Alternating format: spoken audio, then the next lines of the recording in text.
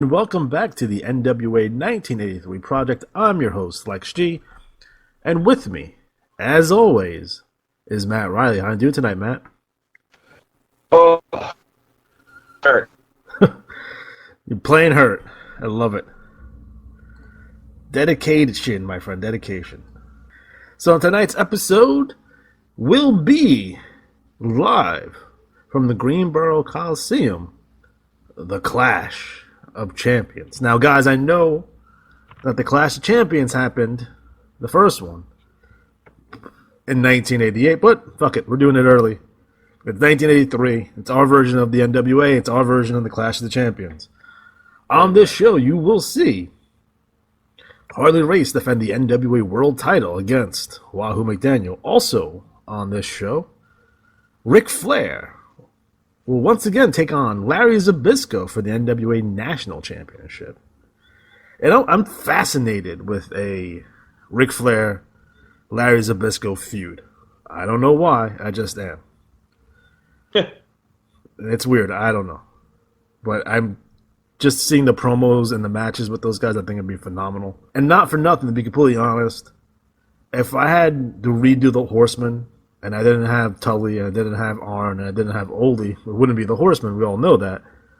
But I think viable replacements for those guys would have been Ted DiBiase, Roddy Piper, and Larry Zybyszko. They would have made a pretty sweet Horseman crew.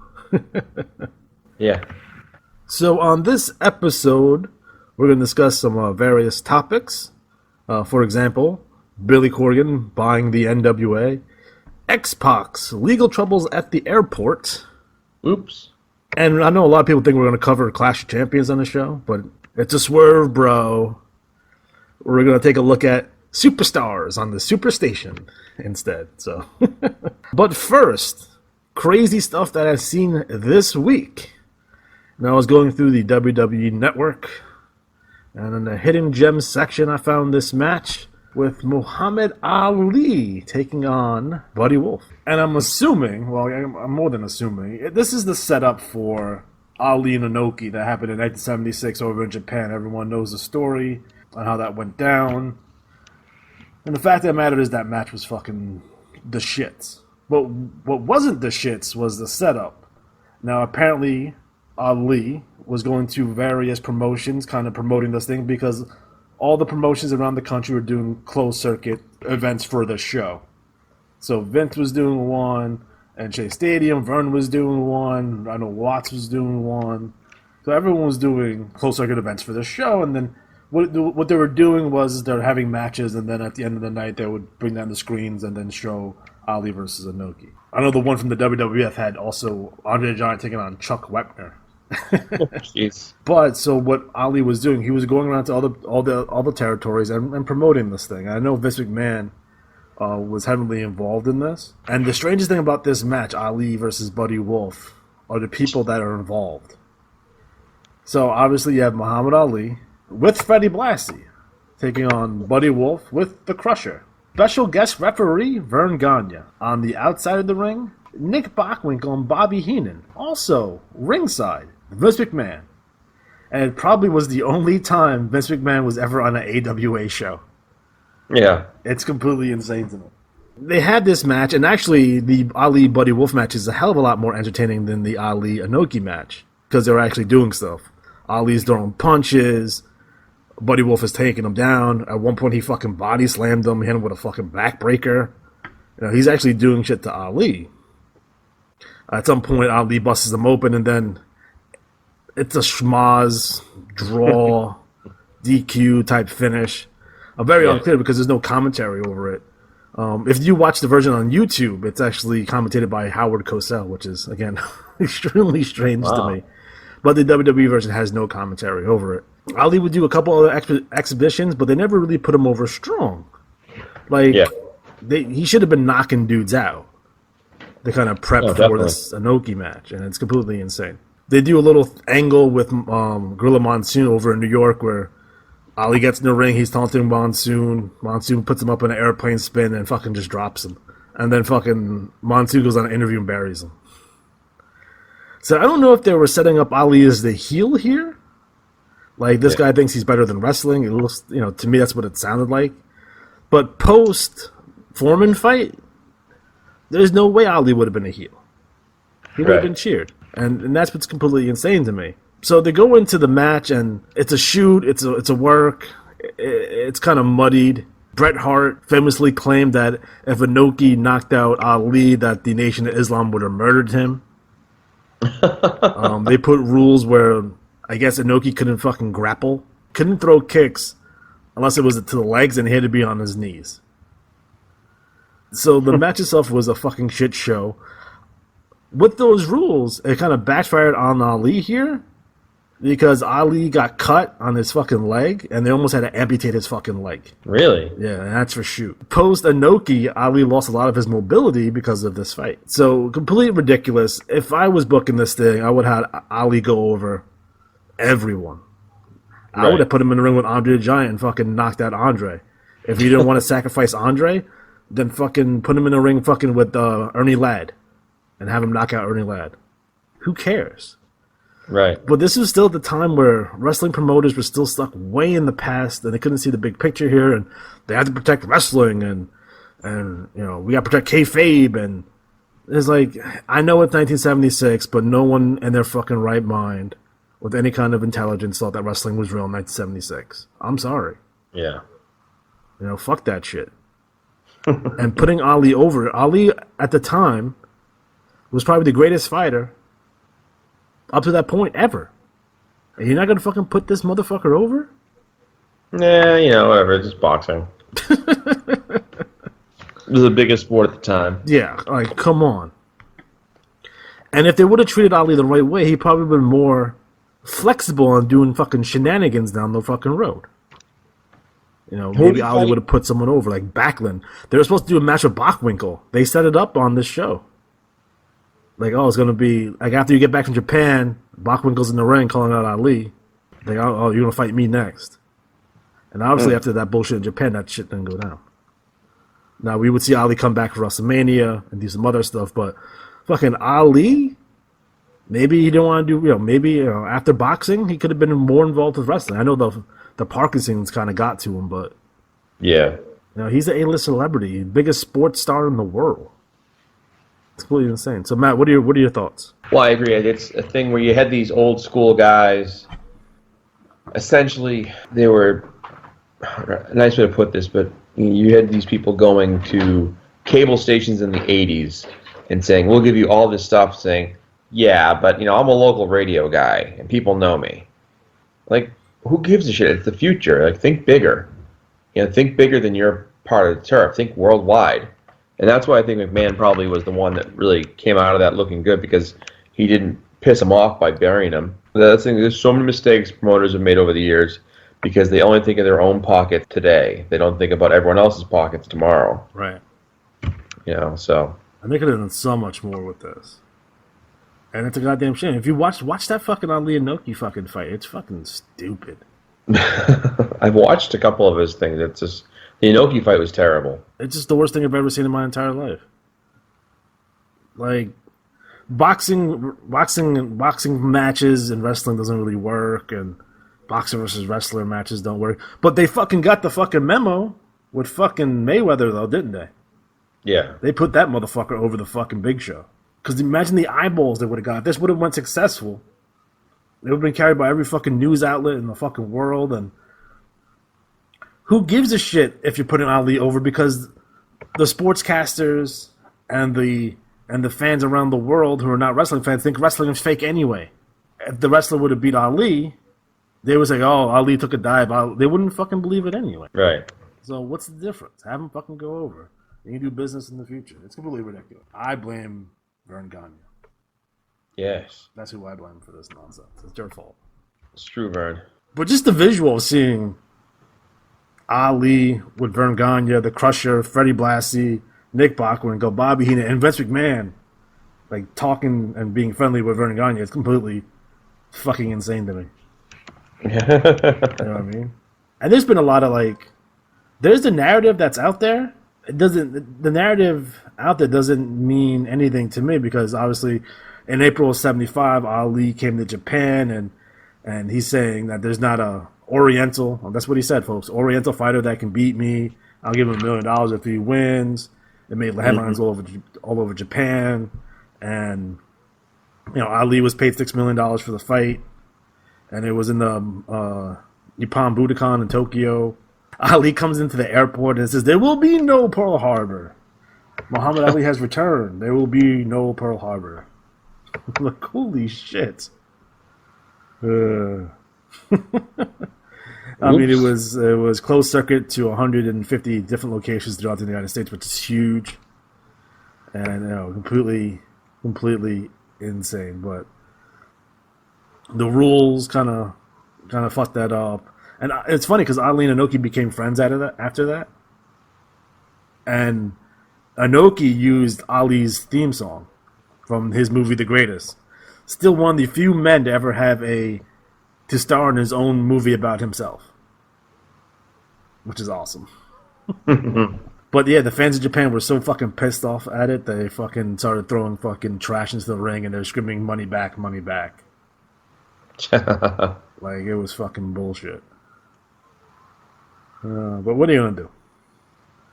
So our good friend X-Pac this weekend was on route to a show over in England for a 1PW, and he was like missing for like 2 days. I was following it on Twitter, and people were worried, like, oh man, we hope this guy wasn't in an accident, or I hope because of his past, I hope he didn't fucking OD somewhere. People were really concerned, and what happened was he went to the airport, and I guess he was going through customs, and they found some marijuana edibles in his bag, which he has his prescription for. He has his medical marijuana card, but they didn't give a shit.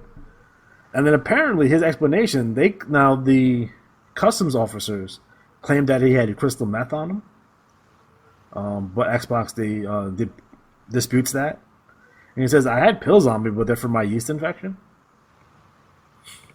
Which it sounds ridiculous, and even he admitted, like, yeah, that sounds pretty ridiculous, but it's true. X-Pac over the last couple of years has been clean. He's in great shape. He has a podcast. He's really focused on his career, so it seems kind of odd that he'd be taking crystal meth over to him with England, and now they're charging him as a drug dealer. He says the charges are trumped up, but that remains to be seen.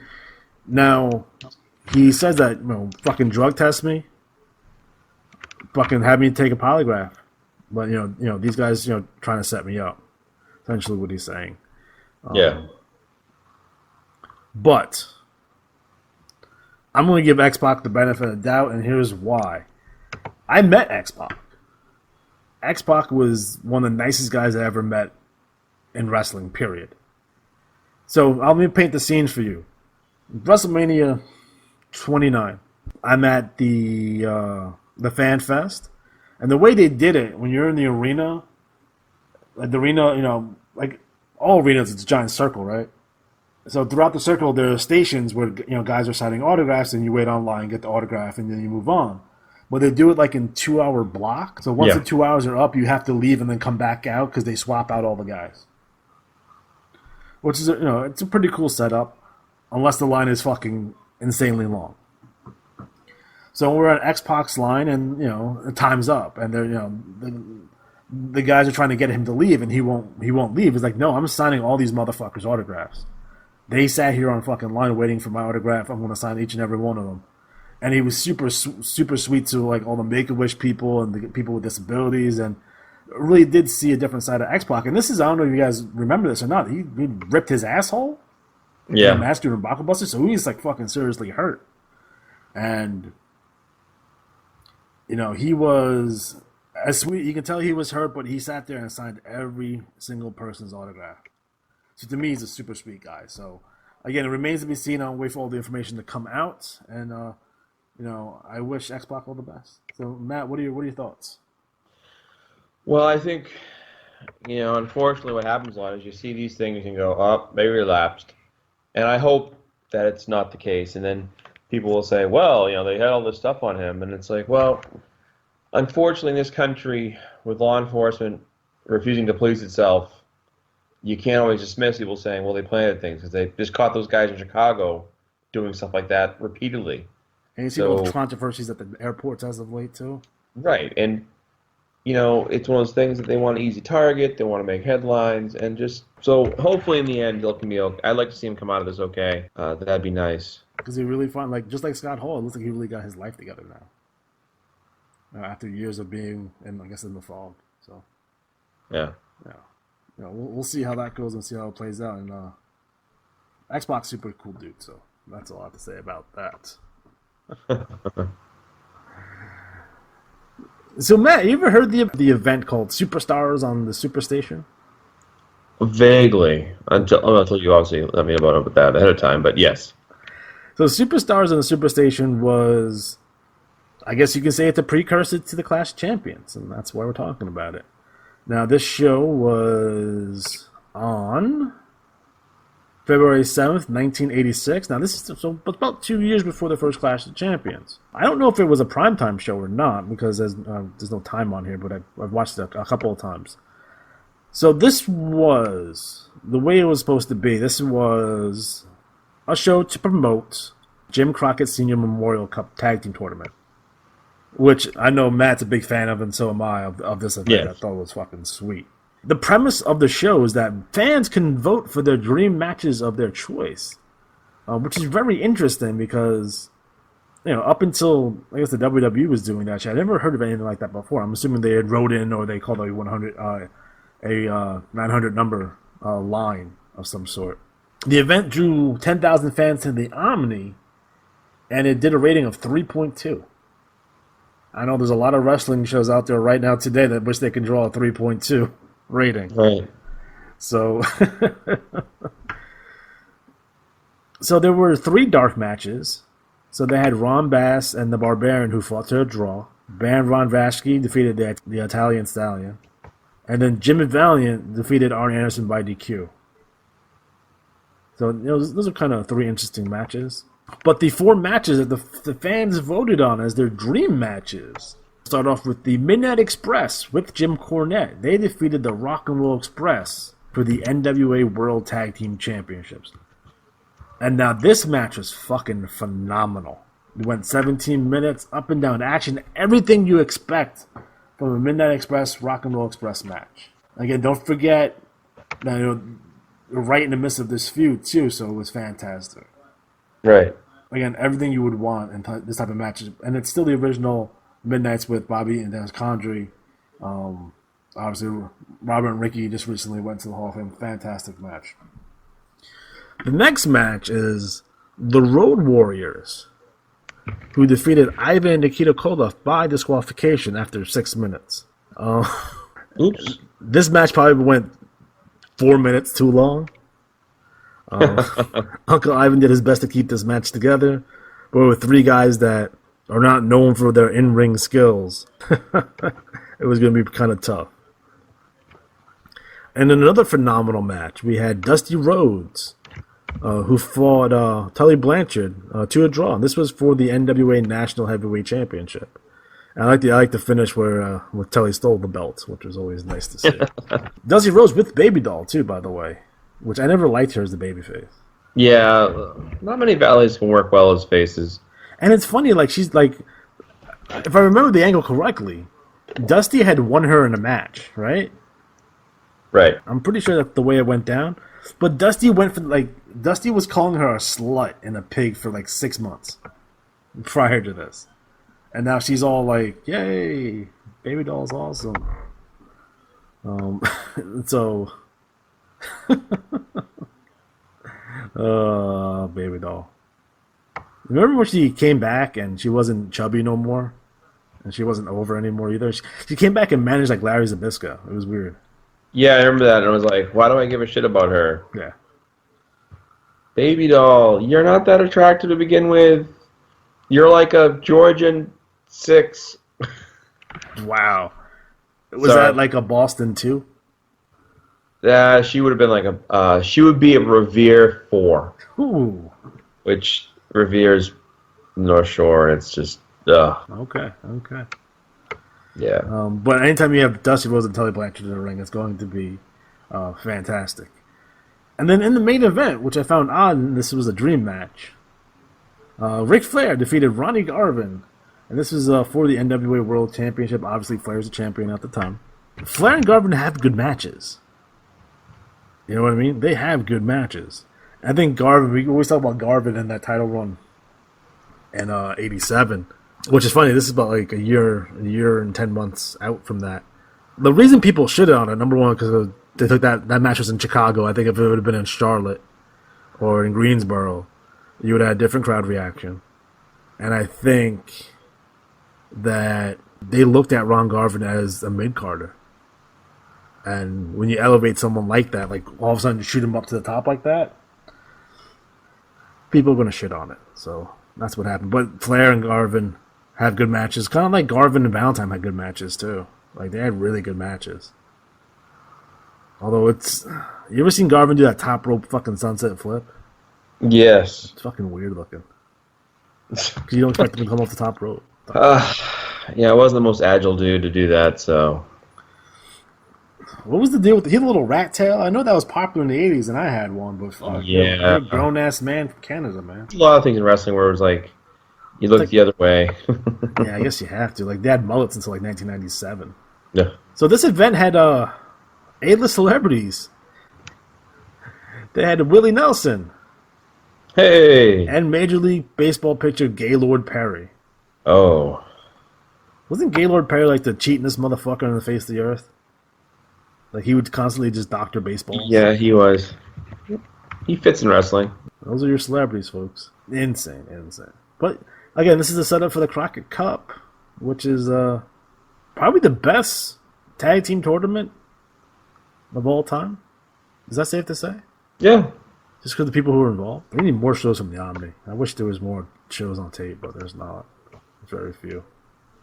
Other than Starcades. So that is Superstars in the Superstation. You can find this on YouTube. Again, it's in parts, though. I do have a complete version of it on tape somewhere in my house.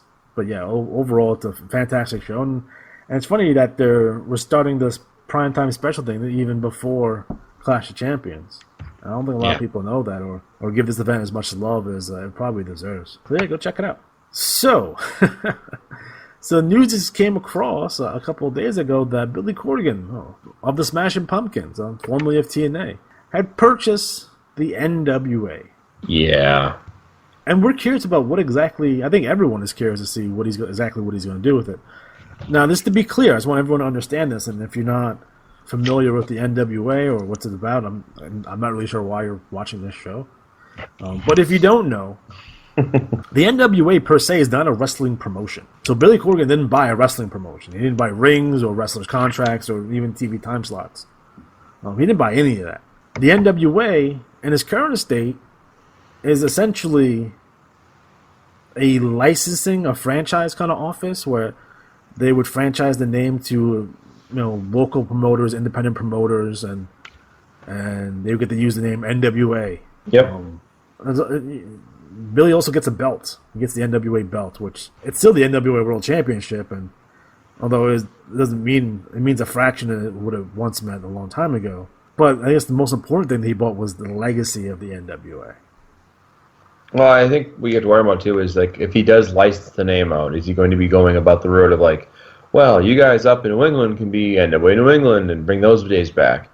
Or well, it's already like that, but you never heard of any of these NWA promotions, unfortunately. Well, that's the thing is, a lot of stuff just never really worked, and I think you always been better off just, like you were saying before the pre-show, like pick a spot with a lot of people that come and go, and then pick a spot where you can have a building as your mainline facility, and it could host music events as well, but have it be your home for the shows. Yeah. So you have a regular audience. Like I was saying before, like college-age kids are good because they're the ones that kind of come into wrestling. It's like Red Sox around here in Boston, where every 4 years you get or every year you get another crop of students coming in who want to go catch a game at the Fenway, and go down to Lansdowne Street and check things out and jump on the Orange Line, and that way, if you take a similar approach and make it a very college-friendly, like make the tickets cheap. You want the people in there, and you want them also like social media-wise. Make your merchandise inexpensive. Yeah. So you're shooting for higher volume as opposed to like just making quick cash. Which again, we talked earlier about dumb promoters. how many promoters will run shows and want $25-$20 for a show? And it's like, you can't bring 4 kids to a show for $100. You know, it's like you gotta have a package deal or something. So I want to quickly go over the current NWA promotions. Yeah. So we have NWA Appalachia, which is in West Virginia. All right. NWA Atlanta in Atlanta, Georgia. Mm-hmm. NWA Bayou Independent Wrestling out of Louisiana, Mississippi. NWA Big Apple out of New York and New Jersey. NWA Blue Collar Wrestling out of Oregon. NWA Branded Outlaw Wrestling out of San Antonio, Texas. NWA Central States Championship Wrestling out of East St. Louis. NWA Combat Sports, Pensacola, Florida. Diamond Stars Wrestling out of Tokyo. NWA Elite Championship Wrestling out of Louisiana. NWA Florida Wrestling Alliance out of St. Petersburg, Florida. NWA Insanity out of Milwaukee, Wisconsin. NWA Mid-Atlantic out of West Virginia. NWA Mid-South Pro Wrestling out of South Carolina. NWA New Revolution Wrestling out of Denver, Colorado. NWA Next Level Wrestling out of Knoxville, Tennessee. NWA Old School Wrestling out of Odessa, Texas. NWA Mid-Atlantic Championship Wrestling out of North Carolina. NWA Smoky Mountain Wrestling out of Kingsport, Tennessee. NWA Southern All-Star Wrestling out of Millerville, Tennessee. NWA Supreme out of Southern Indiana. NWA Midwest out of Marion, Ohio. NWA Texas Stampede Wrestling out of Batch Spring, Texas. NWA Texcoma out of Adamore, Oklahoma. NWA Top of Texas out of Amarillo, Texas. NWA Vendetta Pro Wrestling out of California. NWA World Class as the Rio Grande Valley, Texas. NWA Wrestling Revolution out of McAllen, Texas. NWA Wrecking Ball Wrestling out of Wichita, Kansas, and Frisco, Texas. So yes, there you go. So those are your current promotions. Now, if it was me, and I think this is what Billy Corgan's going to do, he's probably angling to make his own wrestling promotion and television show, because otherwise this would not make any sense. Who knows where he's going to place this television show? Would it be a deal on Hulu or Netflix? I mean, he's a pretty big celebrity, and I'm pretty sure he can probably get a wrestling show on TV somewhere, on YouTube somewhere. Now, in my opinion, what he should do is simply this. Have your little promotion. It needs to be either in fucking North Carolina, Atlanta, or Dallas. Or St. Louis. Like, stay away from fucking Florida. You don't want to be in Florida with all the other nonsense going on down there right now. You have NXT and Impact Wrestling. There's too much shit going on down there. No. You don't want to be in the Northeast. You're not going to get the fan base you need in the Northeast. That's not going to happen. You don't want to be in the fucking Midwest. You want to stay out of your Chicagos and your Detroits. You want to have it. You want it to be an NWA legacy area. And legacy is going to be very important. Obviously, you purchase this promotion for the legacy. Otherwise, you would just start up your own promotion and the hell with the NWA. But you bought the name for a reason, and you have to use it appropriately. Now, what I would do sort of a primetime wrestling. You guys remember primetime wrestling? Essentially, it was Bobby Heenan and Gorilla Monsoon with the screen behind them, and then it's like, and they have little interactions, and they go to a match. They have a little interaction. They get over the guys. They get over the angles. Go to another match. Don't tape it like Raw. Don't tape it like Ring of Honor does it. Don't do it like Impact Wrestling. You have to change. You can't function in that kind of condensed 1 hour, 2 hour block where stuff goes on your show. No, it has to be very, very basic, very clean. Okay, we're talking about legacy. You want to try to appeal to old school fans because that's the reason you bought the name.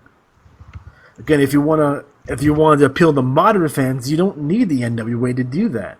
Obviously, you're trying to appeal to old school wrestling fans, and I would do that primetime setup. You got to find 2 guys on the show, and I want to go with the clean cut, local Ackerman type look. You don't want to do that. You want to do like another Todd Grisham or fucking type look guys. You want to have 2 guys that represent the NWA. And if I had unlimited money and this was my deal and I can get these guys to come work for me, There's only two guys that really come to mind here. There'd be Tony Schiavone and Jim Cornette, and have them bicker back and forth. I think that would be, number one, hilarious, and number two, those are guys that, you're 35 and up will recognize. NWA. Oh shit, it's Tony Schiavone. Oh shit, it's Jim Cornette. Yeah. I'm gonna give this a chance. I would tell you that as a potential viewer, if Jim Cornette was their color commentator, if he was the Bobby Heenan, if you will, and the guy helping to deliver the lines, to push the storylines, and the angles, I'd watch, because that's a guy I enjoyed his work, and I enjoyed, the atmosphere he helped create. Now, I do think you could have Tony Schiavone and him as your legacy announcers, but I'd have a third guy in there, do interviews, whatever. Absolutely. You'd have or one or two. Again, like we were saying before in the pre-show, that you want to have people that people can identify, recognize, and know. Like the joke of the Dapper Dan D's. The guy that goes, I'm here with so and so, and I think that's a lost art, because right now we have so many things where people they walk in and they interview them, and then there's just the stare or the glare or the look in the distance, like a soap opera. And why they don't go back to the days of, we're going to go right now to Dapper Dan D, who's with Cody Rhodes. Cody, tell us tonight your match against so-and-so. What's in your mind after what happened earlier? Let him respond. All right, well, thank you, Cody. Good luck tonight. Now we're going to go back up to the announcers for our next big match. And it's that easy. It's like people have not ever had to transition. If you're on radio, back in my radio days, that was Nirvana with Teen Spirit, and you're listening to, IWAR, The Rock of New Jersey, whatever it is, just something, right? But the idea is you're constantly keeping it flowing by not making it awkward. Another thing I would do was, obviously you have all these promotions I just listed before. You're going to have to showcase them at some point. I don't know how many of you guys actually have television. Some of them might, some of them might not. But you will have to tape 2 or 3 matches from a NWA Southern All-Star Wrestling. Put that on your show, because number one, that's going to cut down on your production cost. You already send the crew down there to fucking just film that shit and film a bunch of matches from NWA Southern All-Star Wrestling and then play it on your TV. Obviously, you're going to play your matches, but say you're going to run but once a month, right, for 3 hours. I can give you a month worth of television when you supplement these matches from all over the NWA. Plus, it's like, from Southern Indiana, from California. It gives them a bigger look overall, though the venues are probably much smaller and the crowds are much smaller. In addition, I know he didn't buy any tape libraries with this, but he should look into purchasing whatever tape libraries that he can get his hands on, because I would throw an old-timer match in there too. Let's see a Dusty Rhodes versus Jack Briscoe. Throw that shit in there. That'd be like that's at that segment. Now burn some time for your TV. Obviously you're gonna have all brand new wrestlers, in your promotions, but you gotta get people to watch your promotion first before you can start getting these guys over anyway. Because if you push new stars and no one's watching, are you really making new stars? No, you're not. Yeah. I would have I wouldn't sign a ton of guys. I would try to sign like 6 guys to really big deal. Get them locked down. So I know Cody Rhodes is signed with Ring of Honor, may or may not sign with Ring of Honor, but he'd be the first guy I would get.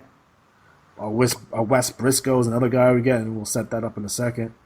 See if I can get a Kenny Omega, who in between his work in Japan, have him come down, the Young Bucks come down. Whoever you can get that has some name recognition, and then you can bring up whatever young guys you're going to try to go through these promotions and see who their stars are going to be, and give them an opportunity to shine. People don't come in to watch Cody Rhodes. They'll see maybe 3 or 4 other guys that they like, and they'll keep on watching the program. I would definitely on the very first show have an NWA World Title match.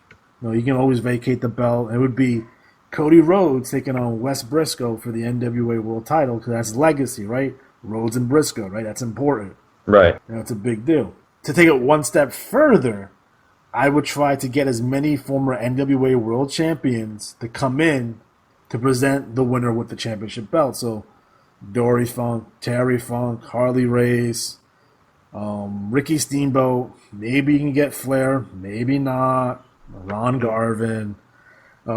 whoever, Great Muda, Masahiro Chono, Sting, and I would do a ceremony where each guy passes the belt to the next guy, passes it to the next guy, passes it to the next guy, and they finally give it to the winner. And then we have streamers and the guy who holds up the belt with all these legends in the ring, and then we fade to black.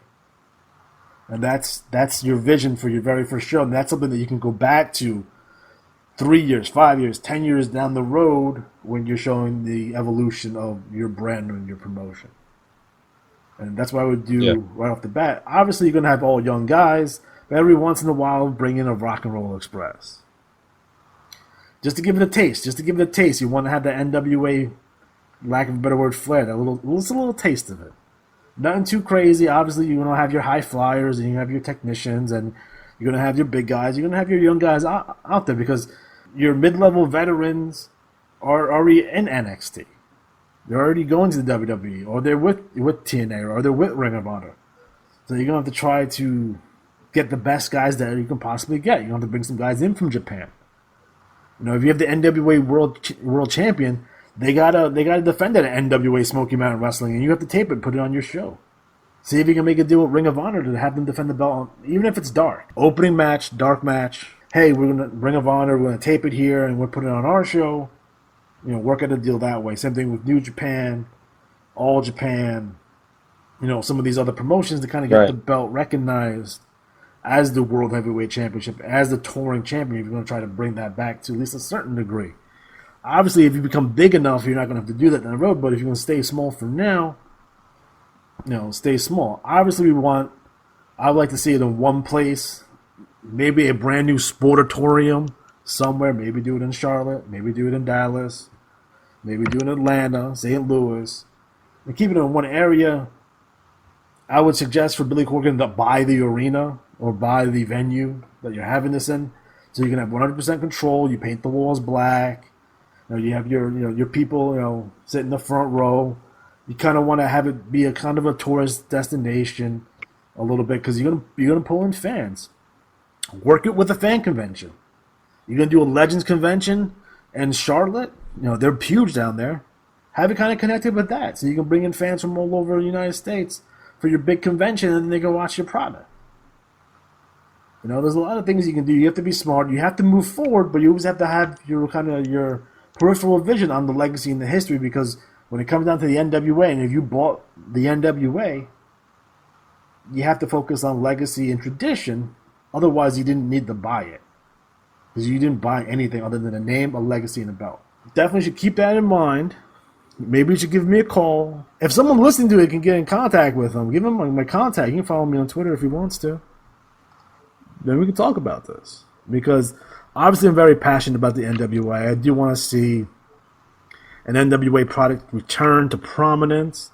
It's the best thing for wrestling. It gives us another alternative from the WWE or Impact or Ring of Honor. The more wrestling promotions out there, the better it's going to be for everyone.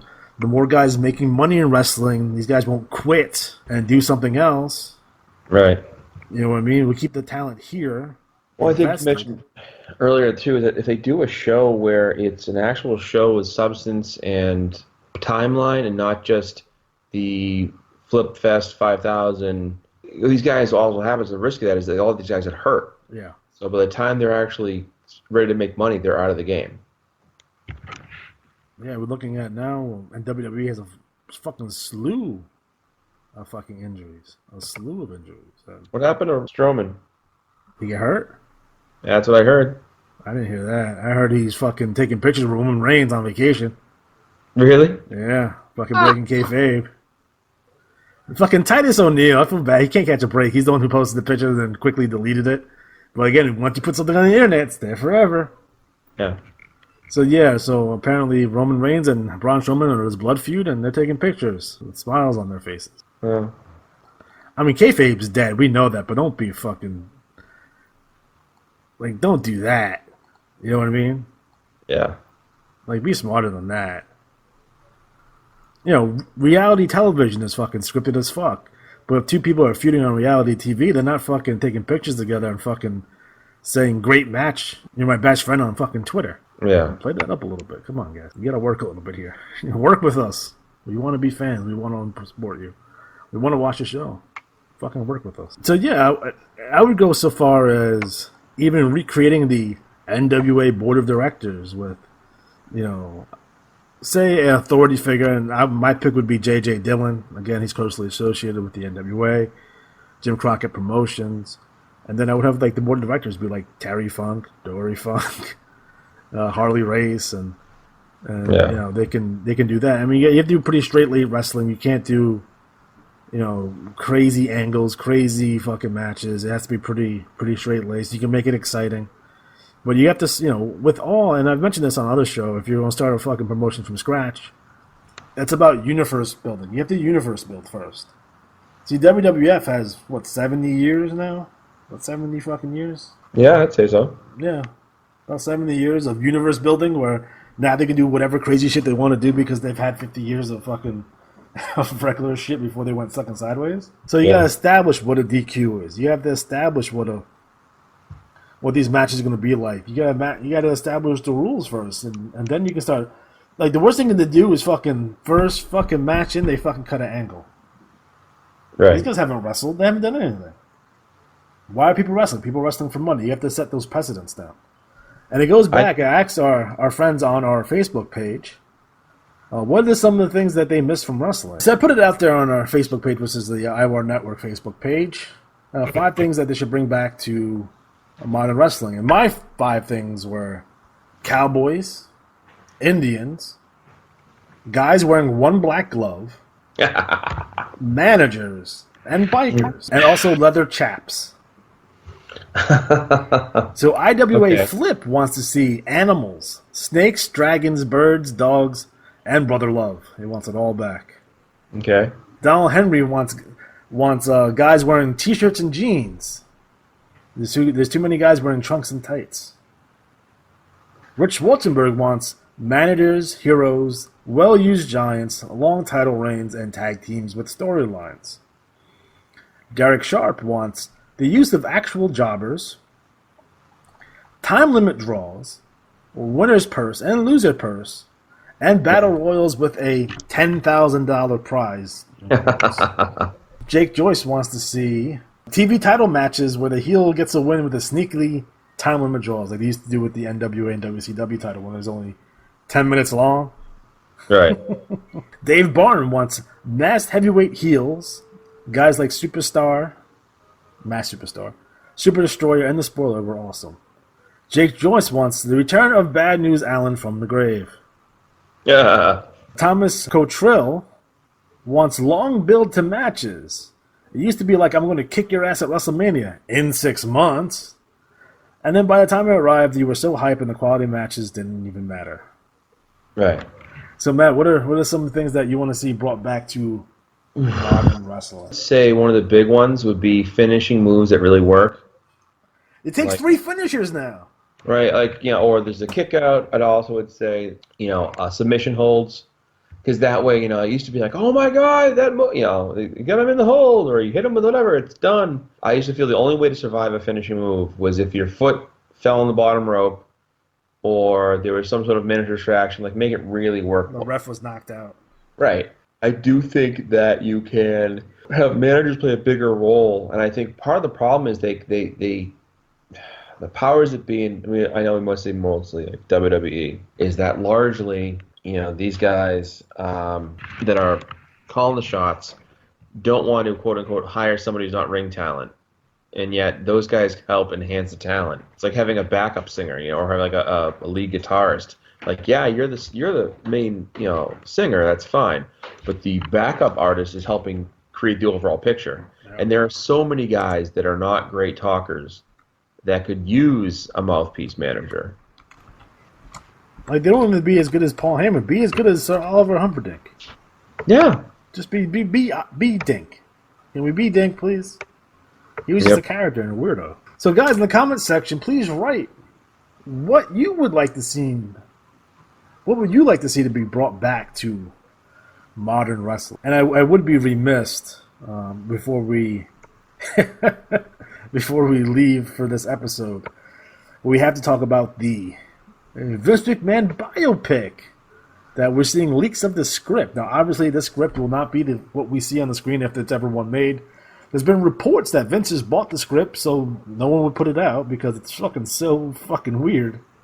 The script reminds me of fucking... You ever seen the movie Kingpin? Yes. It's fucking Kingpin. They do so many strange things. I can't even talk about it. Like, it's so factually incorrect. There's one part of it when they found Roddy Piper like in prison, and I guess there's a big montage in the middle of it where they're recruiting all their guys to join their wrestling promotion. And they found like Roddy Piper in prison, and this guy and that guy all over the place, and they find Andre the Giant. Although all these guys have been wrestling for at least 10 years prior to going to the WWF. Some of them have been in the WWF in the past. And and there's the excerpt that I showed you where I guess it's Gorilla Monsoon, Vince McMahon, and Linda McMahon. And Gorilla Monsoon says something to the feds like, for every person that you promise riches to, if I had a dime for every person that you promise riches to, we all be millionaires. And then Linda chimes in with, that Backlund, he's a nice enough guy. He's the type of guy that a girl would lose her virginity with.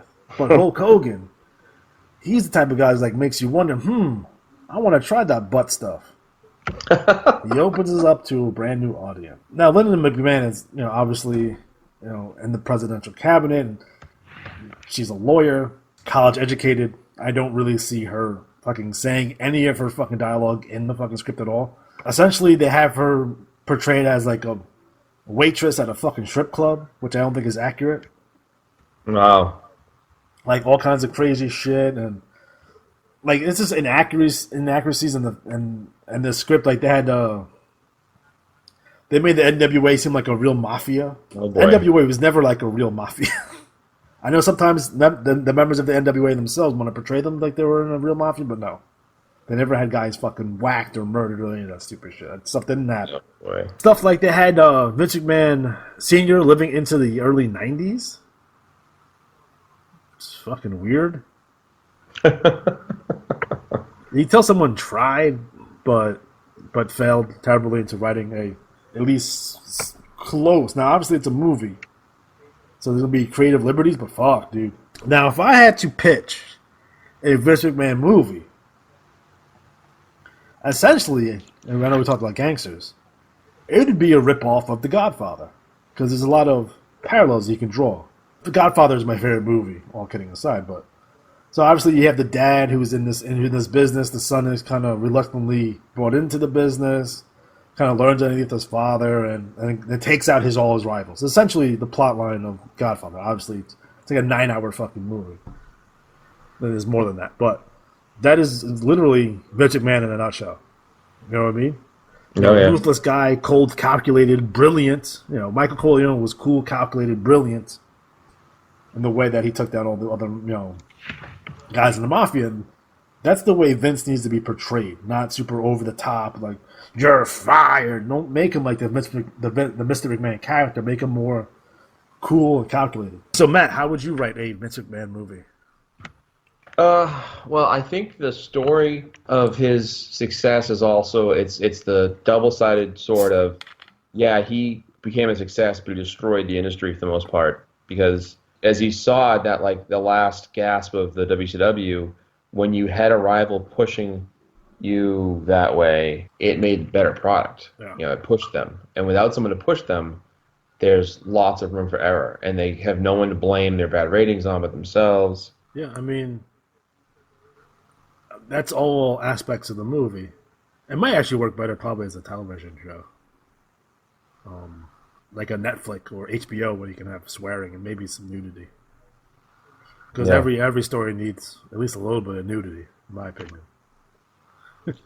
I just feel like there's no real way you can frame some of the stuff they did without them coming off looking bad or desperate. Well, yeah, because in business you have to do some ruthless shit, and you can't portray Vince as the underdog. You can't portray Vince as like this clean cut fucking dude because clearly he wasn't. Well, I'll give you an You had example. the steroid trial, you had sex scandals, you had all kinds of crazy shit. You had fucking Owen Hart, you know. I'll give you an example. I grew up. I was a huge Civil War buff as a Yeah. kid. Read all about it. Studied it, generals, battles, causes, etc. And there's a thing right now with a very popular thing of like, well, it wasn't really about slavery. It was about this. It was like the overall arcing argument surrounded one thing. You had a labor force of free labor. That's what generated the money for the agricultural community in the South. That's what propelled things. And when that was threatened, because they tried to tax them out of it, they were like, basically, we'll force them with taxes to get them out of there. And they refused. So what happens sometimes, people try to put this shine on it. Well, as many shines as you want to put on McMahon's decisions over the years, and there have been some very questionable ones that, like, we jokingly say, well, they could never do that now. Right. You know, like, they could never do, like, this or that now. And they still do things that are not nearly as bad and get way more heat, you know? There's no way to shine that up that he used to make people kiss his ass. Right. And I know it was the, you know, the competitive nature, but I think in his story, it's the centerpiece of that story is how by wanting to become the biggest, he became the biggest because he destroyed everybody else and then realized he shouldn't have done it. Like, Right. I think he would love to have a competitive. Also, there's always going to be a part of that story of, you know, he's taking over this business that he's always trying to make legitimate in some way. Like, there's always this, with Vince, it feels like that Vince doesn't think that wrestling is legitimate. At least, like, in terms of making money or being a socialite or whatever, everyone, you know, tends to look down at you. That kind of stuff is always, to me, he's always been self-conscious about that. And that's why he tries to do other things, like XFL and fucking Little Bodybuilding Federation, now movies, to really kind of legitimize his company.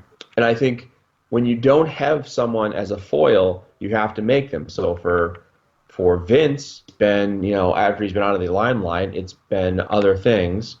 You know, hopefully if things can get going with some company, they can really form a threat. And I think that's what has to happen.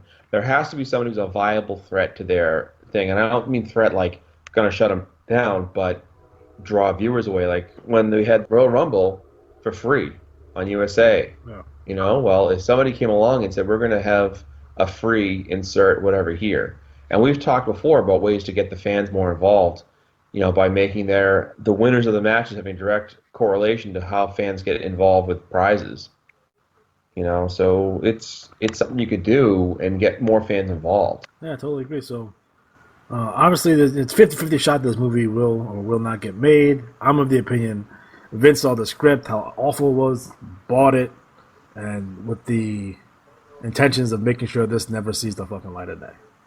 Yeah. Because if he's gonna, you know, he has his WWE studios. If he's gonna make a movie, he's gonna make a movie about, like, he's gonna make the movie, and it's probably gonna be shit. And he Vince McMahon as starring John Cena or starring Vince McMahon starring The Rock. That's what it's gonna be. And it's gonna be shit, and everyone's gonna shit on it, and fuck you. All right, guys. So we are officially out of time. So join us on our next show. It's gonna be our go home show for Broadway Brawl, live from the Playboy Casino in Atlantic City, New Jersey. Again, we're going to set up for that show. The main events of that closed circuit event will be Harley Race taking on Superstar Billy Graham for the NWA World Heavyweight Championship. Also on that show, you will see Dusty Rhodes taking on Kevin Sullivan in a rematch. So it's going to be a lot of fun. So